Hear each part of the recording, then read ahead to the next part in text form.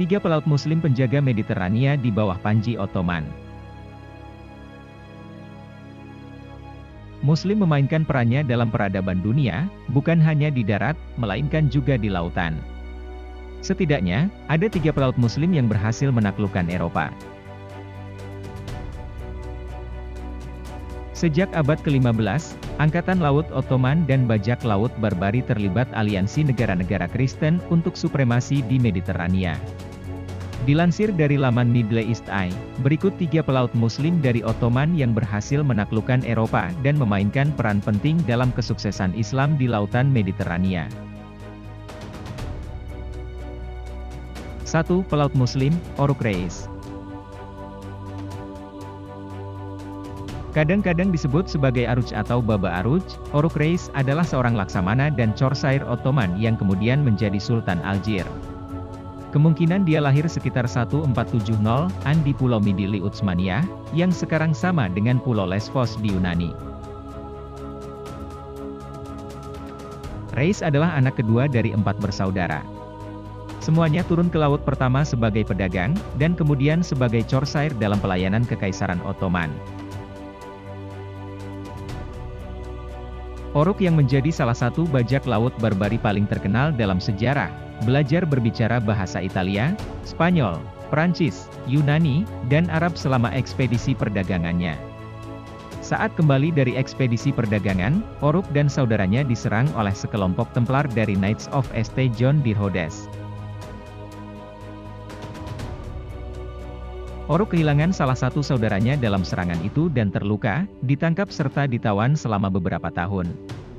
Setelah diselamatkan oleh saudaranya Hayrettin Barbarossa, dan dibawa ke Antalya di Turki Selatan, Oruk menerima perlindungan dari Shahzade Korkut, putra Sultan Bayezid II Utsmaniyah. Dengan dukungan Korkut, kedua bersaudara itu menjadi prajurit melawan ancaman yang ditimbulkan oleh Knights of St. John, serta kapal Portugis dan Spanyol.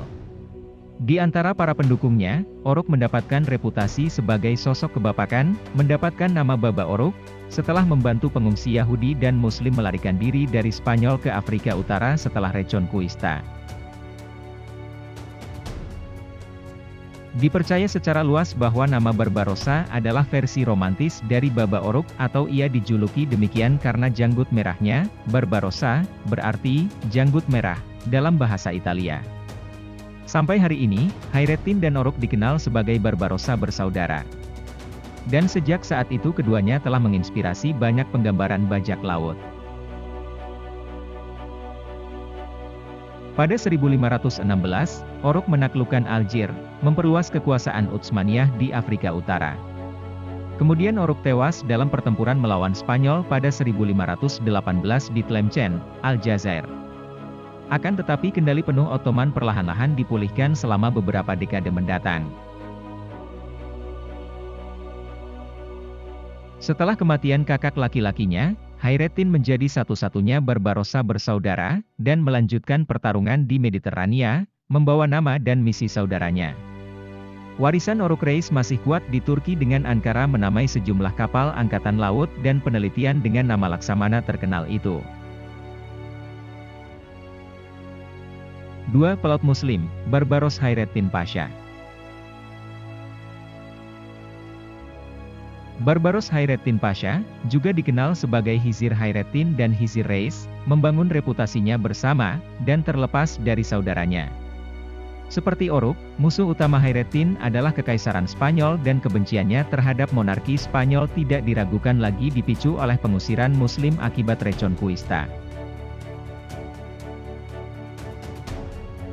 Keberhasilan angkatan lautnya melawan Spanyol membuatnya menjadi salah satu corsair paling terkenal dalam sejarah. Ini cukup bagi Ottoman untuk menjadikan Hayrettin sebagai laksamana agung angkatan laut mereka. Dedikasi pelaut untuk membalas kekalahan Muslim di Spanyol dan perlakuannya terhadap pengungsi yang diusir dari Iberia membuatnya mendapatkan gelar kehormatan, Hayrettin, dari bahasa Arab Khair ed-Din yang berarti, kebaikan iman. Hayrettin diberi peran sebagai gubernur Aljazair setelah berjanji setia kepada Sultan Ottoman Selim I. Dia kemudian menggunakan wilayah Afrika Utara sebagai pangkalan untuk menyerang kapal-kapal Eropa dan melakukan misi penyelamatan, termasuk mengangkut pengungsi dari Iberia ke Afrika Utara. Keberhasilannya melawan Spanyol membuatnya mendapatkan reputasi yang cukup bagi Ottoman untuk menuntutnya memimpin pasukan angkatan laut selama konflik dengan Venesia dan Habsburg. Korsair legendaris memimpin Utsmaniyah meraih kemenangan di pertempuran Preveza pada 1538. Itu melawan aliansi kekuatan Kristen, yang dikenal sebagai Holy League, yang antara lain mencakup Spanyol, Portugal, Venesia, dan negara-negara kepausan. Dia juga penting dalam membangun pemerintahan Turki di Tunisia, serta Aljazair. Di bawah Hayrettin, Ottoman menjadi kekuatan dominan di Mediterania, situasi yang berlangsung lama setelah pensiun di Istanbul pada 1545, di mana ia meninggal setahun kemudian. 3. Pelaut Muslim, Sayyidah Al-Hurra. Dari seorang pengungsi anak menjadi ratu, dia adalah Sayyidah Al-Hurra.